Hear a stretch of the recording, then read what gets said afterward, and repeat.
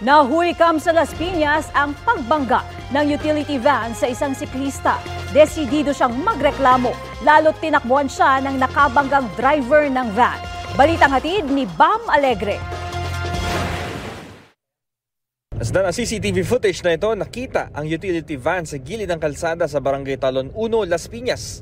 Pagdampas na ito sa kanto ng isang subdivision, nahagip ng van ang bisikleta na agad natumba. Sa halip na huminto, tuloy-tuloy lang ang driver ng van sa pagmamaneho. Iniinda pa rin ang siklistang si Jude de la Cruz. Ang sakit ng katawan mula sa mga galo sa braso at binti matapos siya mahagip ng van. Kwento ni Jude sa GMA Integrated News, papasok siya sa trabaho kahapon gamit ang kanyang bisikleta nang mangyari ang insidente. Nung nagulat na ako, bigla niya po akong sinagi na parang sadya. Tapos nung tumilapon na po ako nun, sinubukan po siyang harangan ng isang nakamotor. Kumbaga, gusto siya na siyang kausapin about sa kung bakit ganun di man lang siyang tumigil. Pero yung ginawa niya po sa motor, parang gusto na rin po sanang gitgitin sa gilid. Kahit na may mga sugat, pinili daw niya magbisikleta sa barangay hall ng Talon 1 para humingi ng tulong.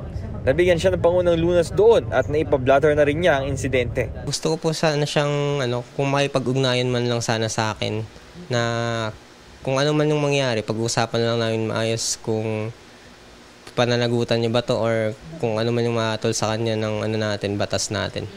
Ayon sa pamunuan ng barangay, desidido rin daw magreklamo ang biktima sa pulis. Ang CCTV ay napakalaking tulong, lalo na sa komunidad ng ating lungsod, na dito kasi nakikita lahat ng mga pangyayari. Tulad ng nangyari kanina, na hindi natin nalaman kung sino talagang nakabangga. Nung nireview natin ang CCTV, nakita natin pati plate number.